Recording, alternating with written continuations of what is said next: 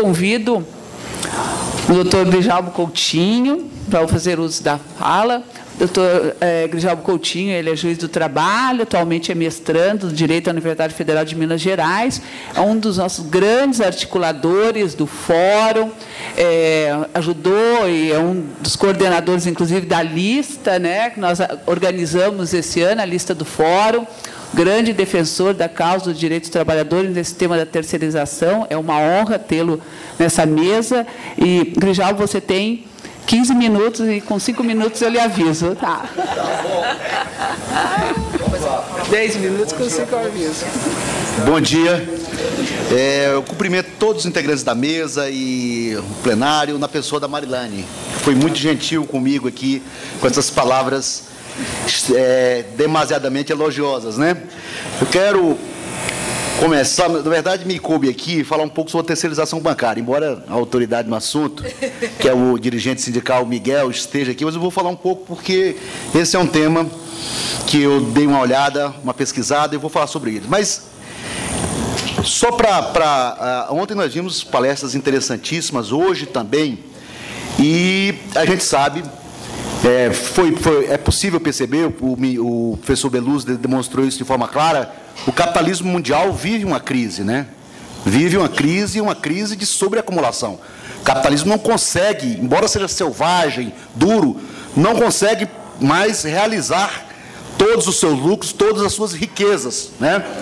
E o capitalismo é assim, quando ele não consegue acumular, ele age severamente, mas quando ele consegue também acumular, ele tem crise de superacumulação, as medidas também são drásticas. Vamos nos recordar o que ocorreu no final do século XIX e início do século XX, quando houve crise de superacumulação e houve uma disputa imperialista que produziu a Primeira Guerra e que acabou também influenciando na Segunda Guerra Mundial. Então, o capitalismo é esse regime de força, é esse regime bruto, né? Pois bem, embora esteja em crise, não consiga realizar todos os seus lucros, com extrema precariedade laboral no mundo inteiro, cujos efeitos são sentidos de forma mais drásticas nas nações periféricas do capitalismo, como é o caso do Brasil, né?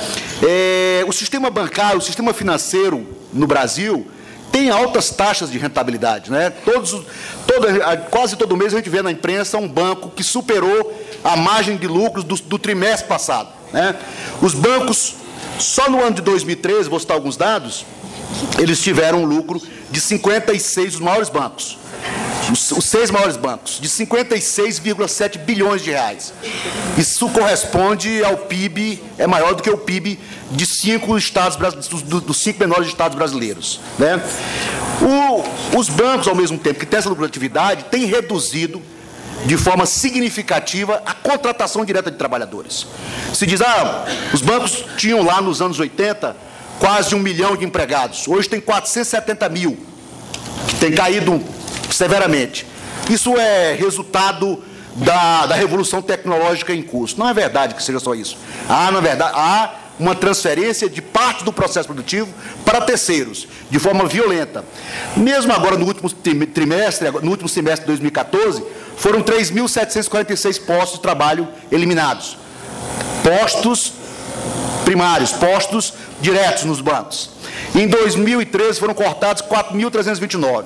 E assim você vai percebendo que há um corte significativo do emprego formal bancário, com a transferência para a terceirização, que cresce de uma forma avassaladora.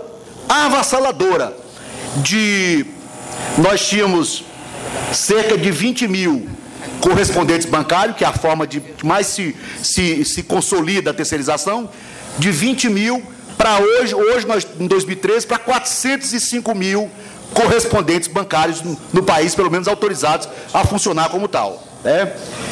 E o número de empregos formais caindo. Aí, o que a gente vai perceber no sistema bancário é que há uma precariedade radical, principalmente no que se refere aos salários e essa questão da invisibilidade social.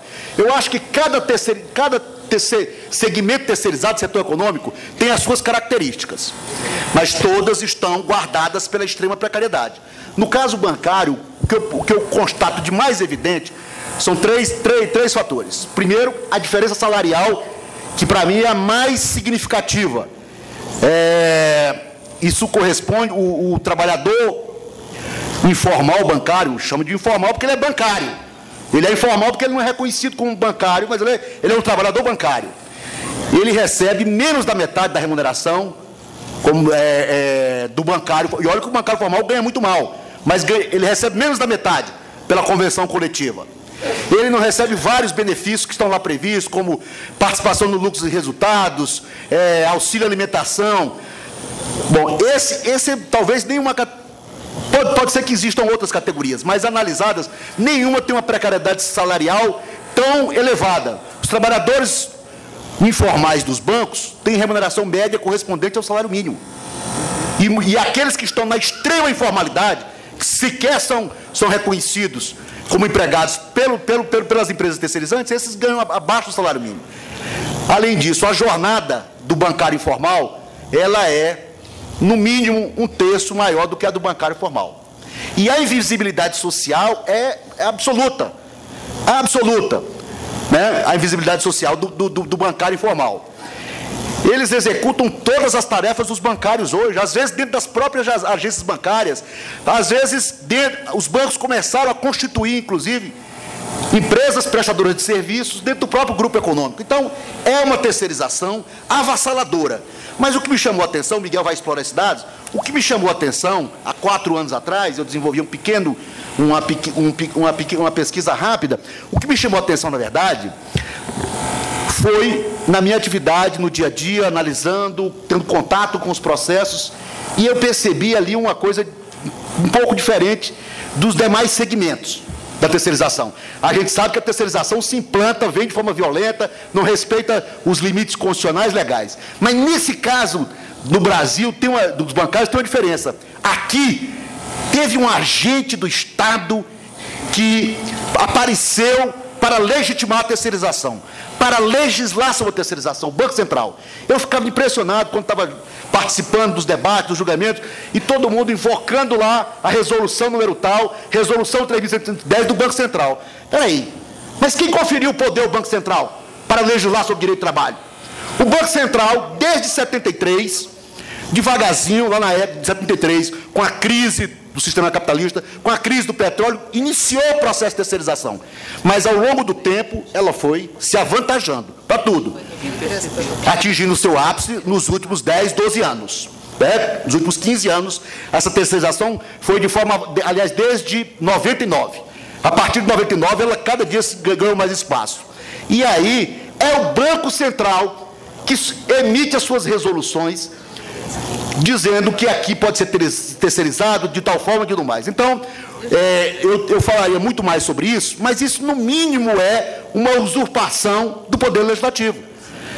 Só é conferido no Brasil direito de legislar sobre direito do trabalho ao Congresso Nacional. E o Banco Central, desde 73, com a circular 222, e nas demais resoluções, tem legislado para permitir essa terceirização rasgada, cujos efeitos são terríveis. E, lamentavelmente, nos governos das mais variadas matrizes ideológicas. A força que o Banco Central tem de continuar. Eu até sistematizaria, não há tempo, para dizer que, em cada momento que essa terceirização é ampliada pelas normas do Banco Central, tem uma razão política ou econômica para tanto. Sempre vai ter alguma razão política. Em 99, por exemplo, nós vamos nos recordar, logo depois da eleição do FHC, que houve uma crise financeira mundial. E a resposta no Brasil foi de um Banco Central muito mais cuidadoso ainda com os interesses dos bancos. Pois bem, é isso que tem ocorrido no sistema financeiro. Existe até uma DPF, que eu acho que foi um equívoco, um partido ajuizou a DPF do Supremo. Eu acho que essa matéria tem que continuar sendo discutida nas instâncias inferiores, por várias razões. Acho que não foi o melhor caminho a DPF para discutir os atos do Banco Central, de legislar sobre terceirização bancária. E aí, eu não sei como é que está meu tempo. Tem ainda 6 minutos. 6 minutos? Pois bem, e aí, como eu disse, a terceirização, em todos os segmentos, ela traz efeitos terríveis para os trabalhadores. Nos eletricitários, nos petroleiros, na construção civil, pelas pesquisas já apresentadas, esses 3 segmentos são aqueles que causam o maior número de vítimas fatais. Números assustadores, números estarrecedores, em relação aos acidentes fatais. Mas as doenças também, as doenças laborais, as doenças emocionais, tudo isso há pesquisas desenvolvidas em diversos outros segmentos, constatando que nós vivemos, na verdade, um quadro geral. Isso faz parte, inclusive, dessa natureza do capitalismo atual, de adoecimento e de mutilação dos trabalhadores. E aí, eu me pergunto, os professores já disseram alguma coisa sobre isso, de alguma forma, qual é o papel da Constituição, o professor Cristiano Paixão tratou muito bem, mas, na verdade, se essa terceirização for ampliada, como pretende o setor empresarial, seja pela via do Congresso, seja pela via do Supremo Tribunal Federal, a nossa Constituição brasileira não valerá para os trabalhadores. Ela será uma Constituição vazia. Por quê? Porque a imensa maioria, os trabalhadores serão esses trabalhadores ultra precarizados, cujos direitos ali assegurados serão direitos sem nenhuma efetividade na prática. Será uma Constituição que desrespeitará o seu compromisso com o Estado Democrático de Direito Social. Será uma Constituição que não valerá para a classe trabalhadora brasileira, porque tudo que está ali terá uma repercussão mínima, todos os seus dispositivos, sem exceção, no capítulo dos direitos sociais. Inclusive, há dispositivo na Constituição que diz que é dever da empresa, do empregador, do Estado, garantir um ambiente saudável de trabalho. Que ambiente saudável de trabalho é esse que mata trabalhadores e que mutila? Aliás,